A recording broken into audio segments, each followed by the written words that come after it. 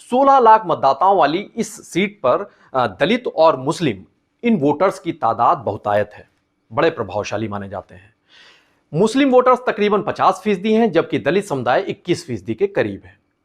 इसके अलावा यहां पर जाट, चौहान, धोबी, गुर्जर, वाल्मीकि, कश्यप, त्यागी, भूमियार, विश्वकर्मा और वैश्य ये बिरादरियां भी प्रभावशाली तादाद पर में यहां पर मौजूद हैं। महज 15 साल पहले अस्तित्व में आई इस लोकसभा सीट के वोटरों के मिजाज को समझ पाना बड़े बड़े सियासी दिग्गजों के लिए भी आसान नहीं है।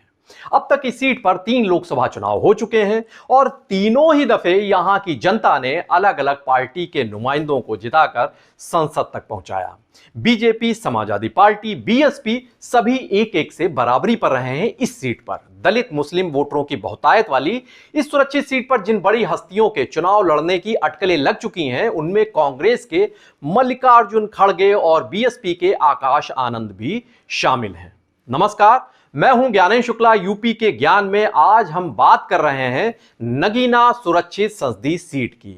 नगीना का शाब्दिक अर्थ है रत्न या रत्न जड़ित गहना आभूषण। इस क्षेत्र को सैयद शासकों ने मुगल शासन से जागीर के तौर पर हासिल किया था।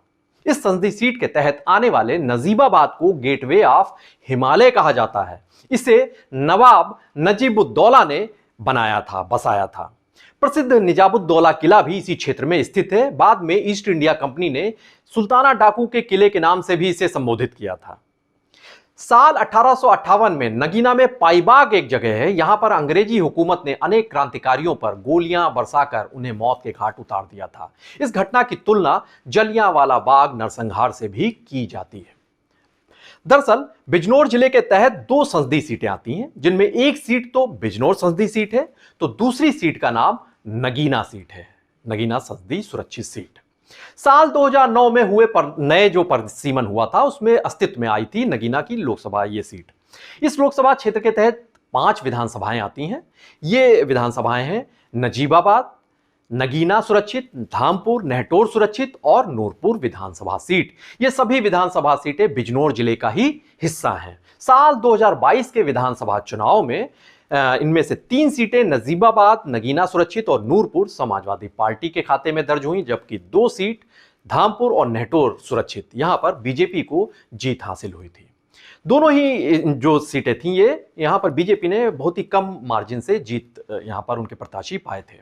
नगीना विधानसभा सुरक्षित सीट पर सपा से मनोज पारस विधायक हैं, नजीबाबाद सीट पर समाजवादी पार्टी के तस्लीम अहमद और नूरपुर से समाजवादी पार्टी के ही नईमुल हसन विधायक हैं।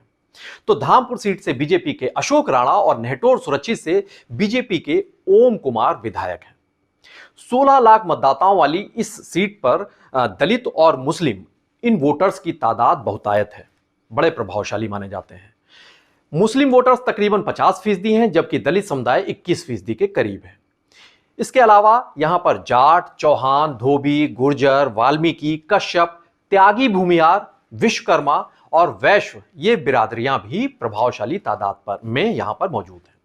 2009 में इस सीट पर हुए पहले लोकसभा चुनाव में समाजवादी पार्टी ने यशवीर सिंह धोबी को अपना प्रत्याशी बनाया था। सेवहारा के महमूदपुर के रहने वाले यशवीर ने रिटायर्ड आईएएस और बीएसपी प्रत्याशी आरके सिंह को तब मात दे दी थी, लेकिन साल 2014 में मोदी लहर देश में छाई थी, तो यह भी इलाका नहीं बच सका। यहां पर बीजेपी के डॉक्टर यशवंत सिंह ने 3,67,000 वोट पाकर समाजवादी पार्टी के यशवीर सिंह धोबी को 92,000 से अधिक वोटों से मात दे दी थी।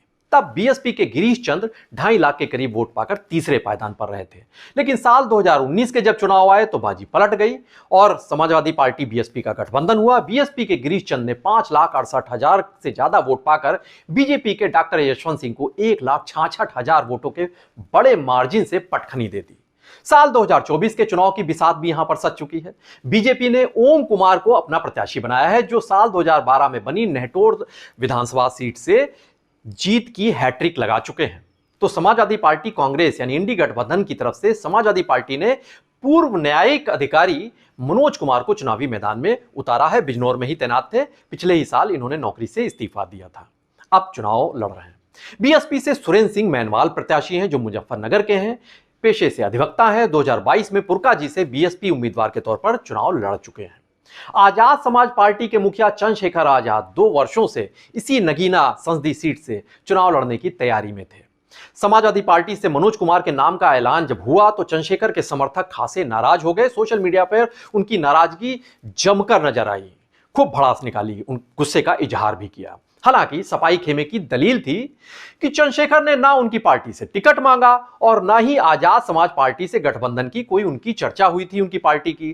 चंद्रशेखर तो रालोद मुखिया जयंत चौधरी की पैरवी पर बहुत पहले अखिलेश यादव से मिले जरूर थे, लेकिन खुद जयंत ही जब बीजेपी के पास चले गए तो फिर बात ही खत्म हो जाती। अब पैरवी कौन करेगा उनकी।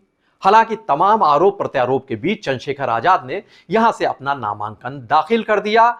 आपको बता दें कि चंद्रशेखर आजाद 2022 में जब यूपी में विधानसभा चुनाव हुए थे, तब मुख्यमंत्री योगी आदित्यनाथ के खिलाफ उनके गृह जनपद गोरखपुर सदर सीट पर चुनाव लड़े थे। तब चंद्रशेखर आजाद को महज 4501 वोट मिले थे और अपनी जमानत तक वो नहीं बचा सके थे। ये अभी इन्हें शासन की ओर से जब ये नामांकन कर दिया उसके बाद से इन्हें वायु श्रेणी की सुरक्षा मुहैया करा दी गई है। वैसे नगीना सीट से समाजवादी पार्टी के यशवीर सिंह धोबी वो भी चुनाव लड़ना चाहते थे, लेकिन पहले उन्हें बिजनौर का सपा का टिकट दिया गया, लेकिन बाद में उनका टिकट काट दिया गया और वहां पर दीपक सैनी पर दांव चल दिया गया। बहरहाल नगीना की चुनावी चौसर पर बाजी किसके हाथ लगेगी, बीजेपी, समाजवादी पार्टी, बीएसपी या फिर चंद्रशेखर आजाद, किसका सिक्का चलेगा, किसका परचम लहराएगा, किसे संसद में पहुंचने का मौका मिलेगा, जनता किसे अपनी उम्मीद का नगीना चुनेगी, ये भविष्य के गर्भ में है। आप बने रहिए पीटीसी न्यूज उत्तर प्रदेश के साथ। नमस्कार।